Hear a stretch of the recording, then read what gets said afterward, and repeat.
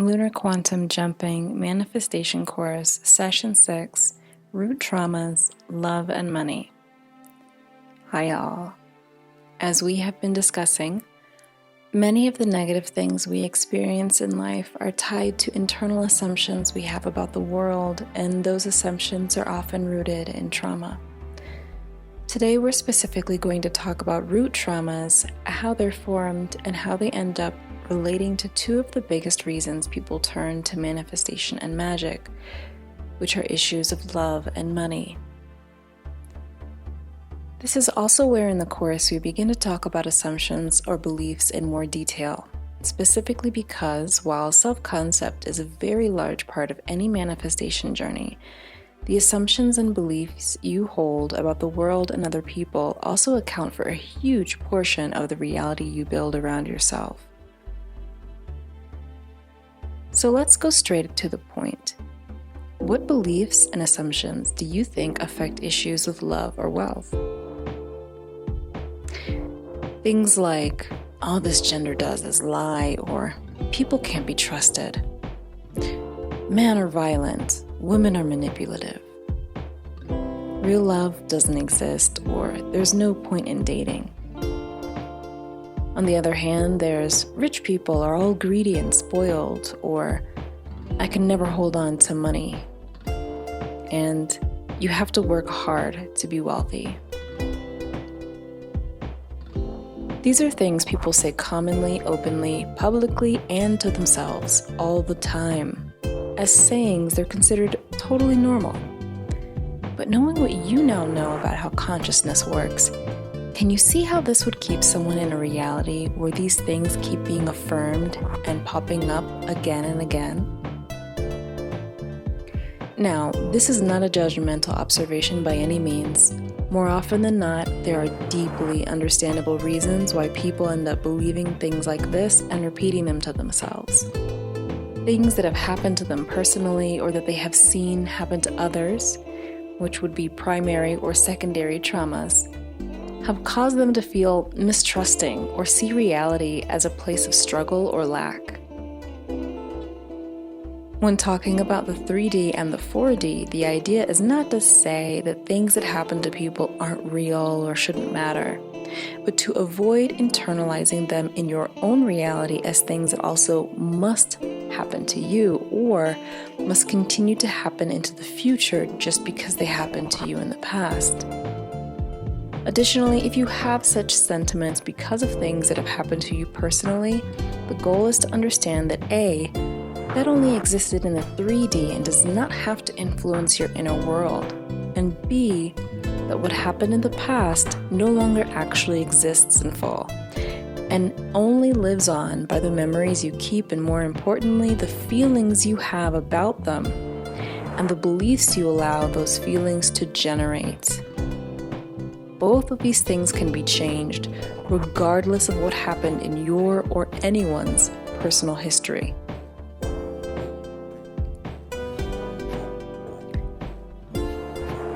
So with those who have experienced these traumas, it's important to acknowledge them on an emotional level, but know that just because they have seen or experienced them in their external reality doesn't mean they have to keep experiencing them personally in the future. I consider these things root traumas, similarly to but not specifically from the chakra system, in that these traumas affect the core sense of value and worth, impeding our ability to secure basic needs like resources and human connection. This is why, when it comes to manifestation and magic, the two most popular subjects people turn to these tools to change are wealth and love. That said, let's go a little deeper into some specific beliefs, or what I might call verbal habits, that reflect and affect these root issues. As I mentioned before, the things that we casually say about love or money or people with those things reflect internal beliefs on the subject and reiterate and reaffirm that these things exist in your world. As they say, whatever you put your attention on grows. So if you are intending to change your relationship with one or both of these things, it's important to remove your attention from anything that negates this or affirms negative events. For example, If you want to experience healthy romantic relationships, but you still find yourself gossiping about people's relationship drama, sharing social media content about dating failures and infidelity, and secretly believing that any couples you see are actually in strife behind closed doors, you are your main block. This also gets us close to talking about mental diet, which is a key technique we will come to in about 2 weeks.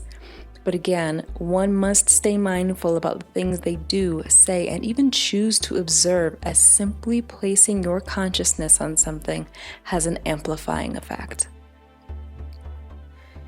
In terms of money, it's understandable that in this day and age, many people struggle financially, but on a personal and consciousness level, there's no absolute reason why you or anyone else should fail to make ends meet. However, it requires a legitimate mental effort to examine your deeper beliefs of money and where they may have been influenced by early life experiences and social attitudes. One of the things I believe affects many people of my generation and younger who are both politically aware and active on social media sites where mutual aid is common is the pervasive belief that everyone, quote unquote, is struggling. But notice that everyone includes you. Even if you think you're talking about others, the fact is that in consciousness, there is no separation. What you say is happening to other people will no doubt eventually show up at your own door, if it is not already in your mental house unnoticed.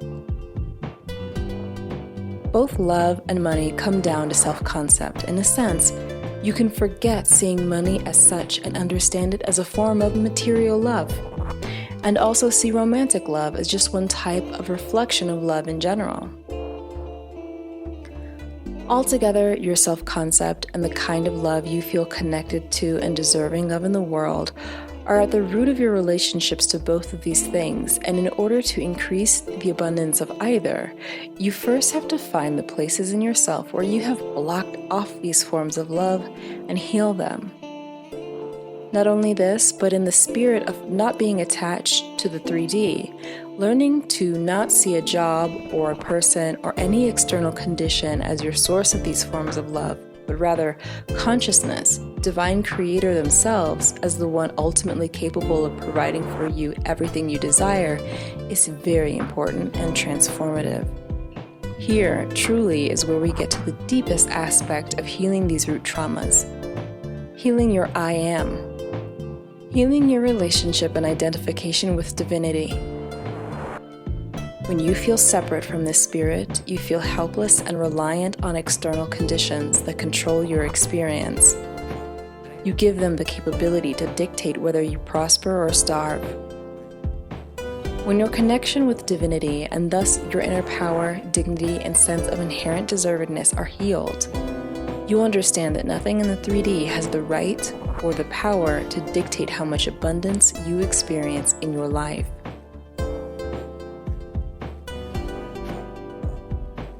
Before we get into today's prompts and activity, I want to also touch on issues of morality, as this has a huge effect on our ability to manifest in general, and specifically how we manifest things like being loved by others or being able to build our wealth. In short, we often use guilt aimed at ourselves, which holds us back. Due to socio-political violences stemming largely around 500 years ago and continuing egregiously into the current day, many of us have moral opinions about those who are wealthy, and these opinions extend often to those who are generally well off and happy in life.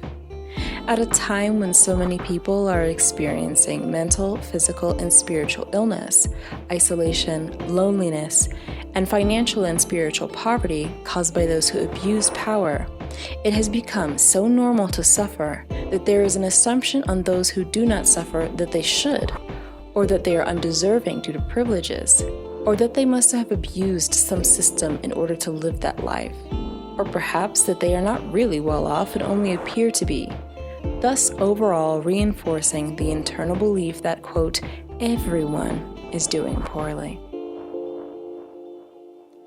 This is exacerbated by the political moralism of the current era, and while it exists for a good reason, there is a pitfall.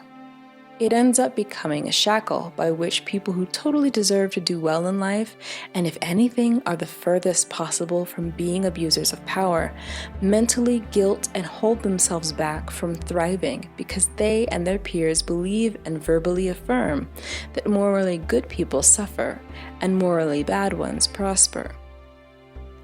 In order to maintain their own assertion that they are morally good, they continue to create, affirm, and generally vibe with situations that keep them lonely or struggling. This has to stop. This is a mental trap. Understand that there is no morality attached to money itself or to attracting love. They are completely morally neutral. There is nothing laudable or virtuous about poverty or loneliness or struggle. And there is nothing unequivocally negative about being wealthy or considered attractive or worthy of abundance. The social issue we observe in the 3D is not an issue of wealth or beauty, but the moralization of these things and the systems that block others from accessing what they need to thrive at a material and psychological level. Put another way, no one is suffering because of people who are thriving, happy, and well off. The material suffering we see is caused by those who are excessive, dissatisfied, and who seek to limit the vibrant expression of others. That they are wealthy is simply a red herring. That being said, to be blunt, fear not that wealth will turn you into one of those people. They are billionaires, and their wealth comes from actions taken far before you were born. You're not going to become a billionaire through the just accumulation of your deserved abundance. Relax. In terms of love, of course, the main target of manifestation in that regard tends to be romantic love. Whatever progressive ideas we have of romance aside, it is spiritually true that intimate partnerships are singularly the most vividly experienced reflections of our deepest beliefs of self that one can attain. Literally, the closeness and vulnerability in them far exceeds that of other loving relationships due to the degree that we must bare ourselves to the other in order to experience the love and affection from them desired. And this is why, despite the fact that manifesting a relationship is in no way different than manifesting literally anything else, it can often be one of the most challenging types of manifestation. This fact alone is why so many manifestation coaches and content focus on SP manifestation, or manifesting love. Even experienced manifestors can run into issues with this because, unlike manifesting a new job, a free cruise, passing an exam, or a huge bonus check, a love interest is alive and challenges our ability to remember that there is no such thing as an other. Truly, this is where we must apply yet another key concept. Everyone is you pushed out. Remember how I mentioned that everything we experience in the 3D is a reflection of our own inner world and beliefs, including the people that we are attracted to? This applies heavily in terms of love and romance. In manifesting intimate partnerships, our personal fears and beliefs are the main block to our ability to maintain remembrance of the fact that there is no other, and everyone we experience on a personal level is just some thought or belief being projected outward into our reality. To the extent that we are triggered by previously unexamined beliefs, we cannot maintain this awareness, and as a result, we experience a reality that once again falls into being controlled by external events and the actions of others. To deal with this, we must rest our faith in creation, apply enhancements to our self-concept, and remember that nothing in the 3D is source, only divine consciousness is, and we are connected to it. Keeping rooted here is the magic not just of manifesting relationships or wealth, but to the entirety of conscious experience. Now for today's prompt, I want you to examine your relationships to money and being loved. Journal out your answers to the following questions and try to go as in-depth as you can.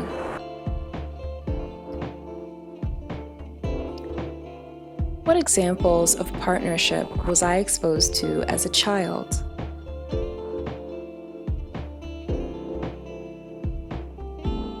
What relationships to money were modeled to me by my caregivers?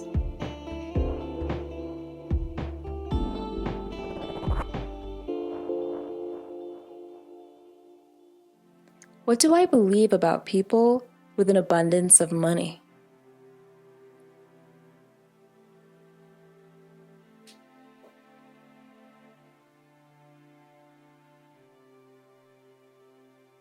What are some problems I believe commonly happen in intimate relationships?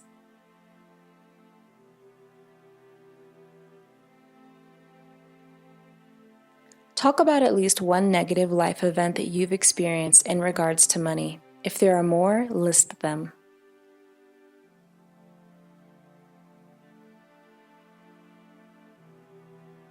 Talk about at least one negative life event you've experienced in regards to intimate partnership. If there are more, list them.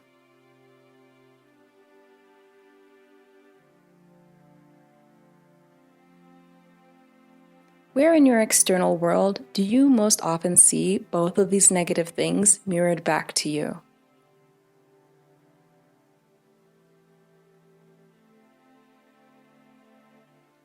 What concepts, experiences, and beliefs around these root issues are you deciding to invite into your life instead?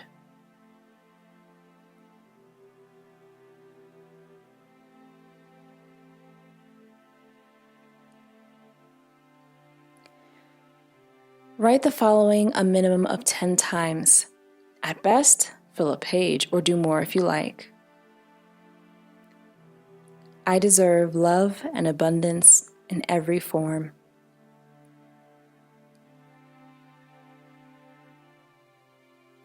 Now that's all for today. Make sure that you keep this particular work, especially your list of events, negative events, and beliefs. If you have any questions on this or any other session, just leave them below the relevant post and I will get back to you as soon as I can. I will see you all next week. Until then, peace.